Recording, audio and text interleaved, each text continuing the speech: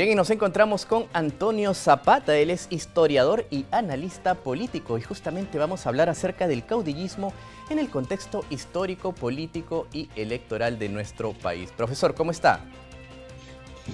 Buenos días, ¿cómo estás tú? ¿Qué tal? Muchas gracias por la invitación. No, gracias a usted, profesor.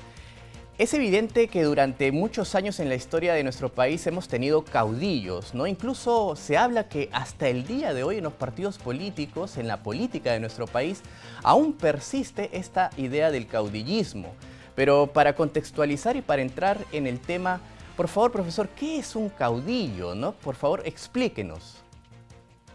Bueno, se dice caudillismo al hacer política de una manera personalista, en función a una persona que tiene carisma, tiene llegada, tiene poder, y al reunir estos requisitos, entonces tiene como un grupo alrededor suyo y se hace política para colocar a ese caudillo en posiciones de poder y que él a su vez pues ayude a todos los partidarios a ocupar los cargos públicos. Entonces, política en función a una persona, a eso se llama caudillo. Y en este sentido, tener carisma y todos estos aspectos que usted señala, ¿es suficiente para configurar la idea de un político adecuado para que pueda ejercer el cargo de autoridad en un país? No, esas son las virtudes para participar en un proceso electoral, tener carisma, tener un poco de caudal electoral y económico, ¿no? Tener un poco de poder que te permita, pues, posicionar una candidatura. Pero para ser un estadista se requiere tener programa, tener una idea de país, tener un horizonte de qué es lo que se quiere hacer, qué es lo posible hoy y qué se puede hacer hoy que tenga repercusión en el futuro. Para ello se requiere ser estadista, tener otra altura. Algunos caudillos, algunas personas pueden tener carisma y también tener programa político, tener idea, pero no todos. Lamentablemente, la mayor parte de la política personalista se concentra en gente que lo único que quiere es resolver ambiciones personales, ¿no?, de poder. Algunos dirían que este es un problema exclusivo del Perú y que de alguna manera lo ven ahora pues en los partidos políticos, en los líderes de los partidos políticos. Pero esto no es un problema exclusivo del Perú, sino también de América Latina, profesor. Bueno, en cierto sentido del mundo entero, Mm. ¿no? En alguna medida la política tiende a la materialización, ¿no? Se corporiza en una persona, ¿no? Adquiere una forma corporal la política. Entonces, en todas partes del mundo, tú mira la China, el presidente Xi ahora, ¿no? Mira Rusia, Putin. Entonces, en todas partes se concentra la política en una persona. El tema está en lo anterior, ¿no? Si adicionalmente hay una visión de país, un horizonte largo y se gobierna pensando en la gente o se gobierna para satisfacer mis ambiciones individuales de tener poder y de tener dinero. Profesor, sin duda hay un problema en los partidos políticos que no presentan a sus mejores cuadros, ¿no? El fortalecimiento de los partidos políticos se habla mucho, hay un debilitamiento evidente. Pero eso es por un lado, ¿no? Es decir, las organizaciones políticas tienen su responsabilidad, pero también está del otro lado la ciudadanía que escoge, ¿no? ¿Por qué la ciudadanía tiende a escoger a estos líderes mesiánicos, ¿no? Líderes carismáticos, o como lo dirían en los partidos políticos, ¿no? Los líderes naturales. Sí, porque mesiánicos no son. El líder mesiánico es aquel que como el Mesías cree en una utopía y cree que esa utopía se puede realizar aquí. Mientras que los nuestros de ahora son como crudos, ¿no? Se nota que no tienen mayor formación, se nota que están ahí por satisfacer ambiciones personales, se van a la playa cuando hay votaciones cruciales en vez de estar ahí haciendo su trabajo. Entonces, los nuestros no tienen nada de mesiánicos, son como crudos. Ahora, ¿por qué los elegimos?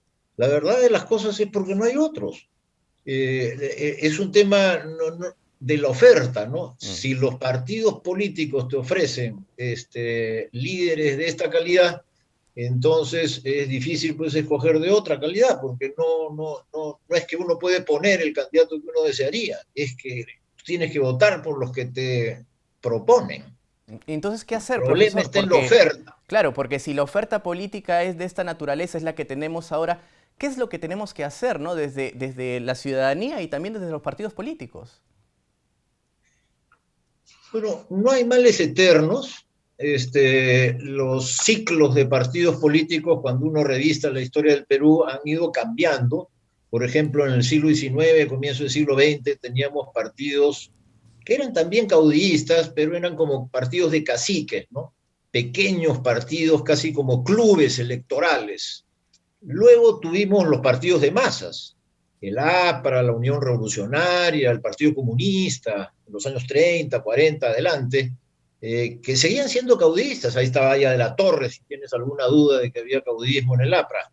Pero había una gran diferencia. Había estructura orgánica, habían comités, habían líderes de peso, habían estructuras.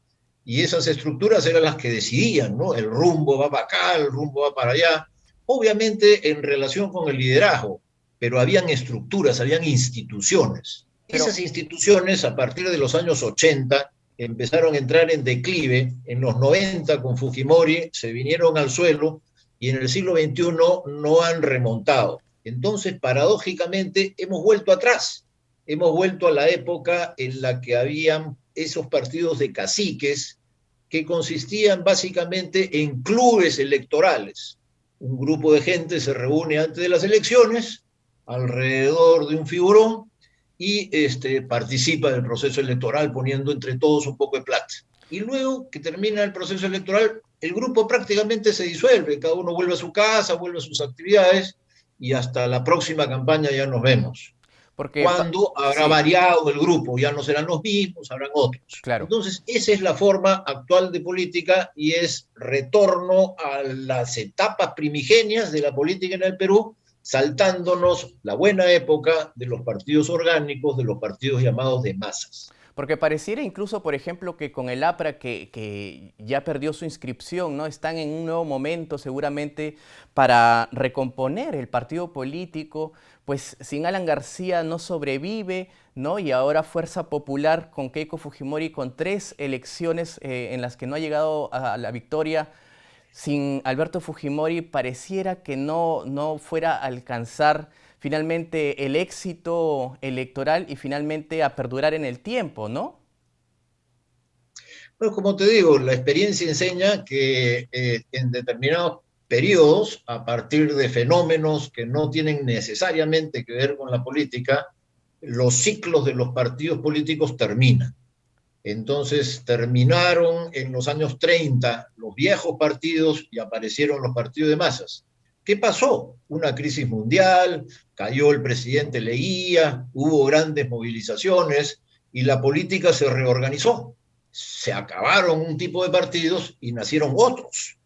Me parece que eso es lo que está pasando en el Perú. Estos partidos que tenemos ya no dan para más, nadie cree en ellos, no hay entusiasmo ni nuevas ideas, y todos observamos pues que los políticos actuales son más bien de bajo nivel, con excepciones, con algunas excepciones muy que habría que puntualizar, pero no es el caso, ¿no? Sí, En todo caso, con excepciones, todos constatamos que la política está muy degradada. Entonces, se eso habría me que hace poner sobre la pensar a mesa mí que solo pronto un va a morir. punto, sí, sí habría que poner sobre la mesa solo un punto clave para señalarle a los partidos políticos que hay que mejorar algún aspecto en particular, ¿no? Para pasar a un nuevo momento democrático, quizás, ¿no? ¿Cuál sería, profesor, desde su perspectiva?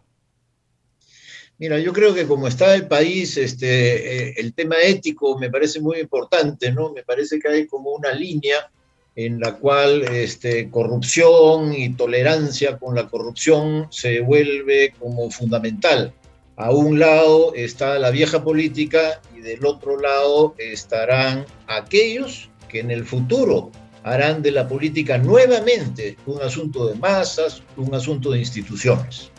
Bien, ha sido Antonio Zapata, historiador y analista político, hablando justamente del caudillismo histórico, político y electoral en el Perú. Muchas gracias, profesor. A usted. Bien. Bien, es momento de ir a una breve pausa. Ya volvemos con mucha más información.